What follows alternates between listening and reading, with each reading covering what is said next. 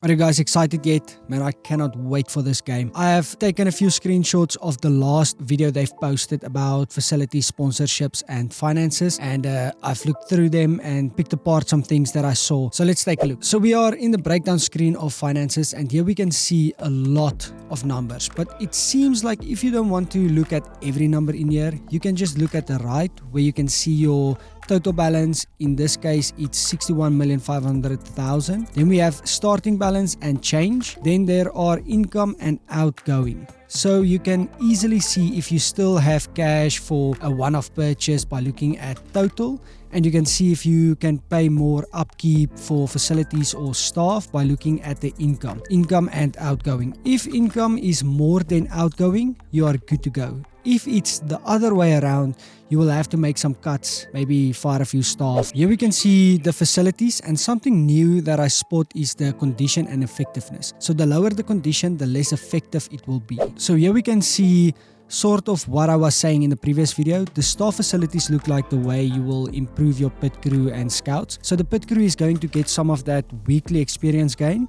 Like I said, they have a collective skill and not personal skills. Here we can see how you will get more scouts, and that is by improving your scouting department. Also, this facility doesn't have a condition or effectiveness, so that just confirms what I said about the scouts not having any skills, and they are just a number or like a resource you can spend to get the information you want. Race Simulator will give drivers weekly experiences, and this facility have conditions and effectiveness. So the less condition, the lower the weekly experience. And also I believe the more you upgrade this building, the higher that plus 40% will go. And if you look at the left, it seems like it's split into 20 intervals. Every upgrade gives you 20% extra, starting at 20 and ending at 100%, just by looking at that. So here we see the same stuff at the top bit. Below that, we see race confidence gain. So I'm wondering, is this the confidence the board will have with you that makes you keep your job, or is it something else? Because if it's just the board confidence, why does it say race confidence? Weather center. Here we can see facility effectiveness, the weather forecast accuracy, and it's at 60%, but we only upgraded the building once. So will there be more effects in this buildings for upgrade, or will the intervals between upgrades just be lower? So instead of 20%, it's going to be like 5 or 10%. I don't know, we'll have to see about that. Here we can see the helipad, and it gives team attractiveness that gives better sponsors and will probably give you more pool power when you sign new drivers and things like that. Design center upgrade. In the middle, we can see how much this facility upgrade will cost. On the right, at facility effects, we can see that from this upgrade, there isn't an improvement to the project capacity, but there is an increase to the amount of engineers you can have. And I think this is what I was saying in the previous video: more engineers, faster work. So here we can see the condition going down and the refurbish cost. I wonder how long does it take for the condition to go down. Also, we can see that if you upgrade it, the condition will automatically go back to 100%. Here we see again the sponsors, but I see something that I'm worried about. If you look at the number of race days, you will see 14. Now this is making me think that the penalties will not be that harsh if almost half the season will be sponsorship days.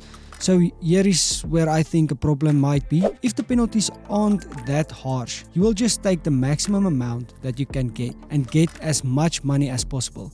So I'm hoping that the penalties is at least noticeable, so that you have to think about how many you want to take and if it's going to risk some points. With that being said, I think there is a nice number of sponsors and things to think about. I hope they add more after release. Now let's go through this screen. On the right, you can see main fund.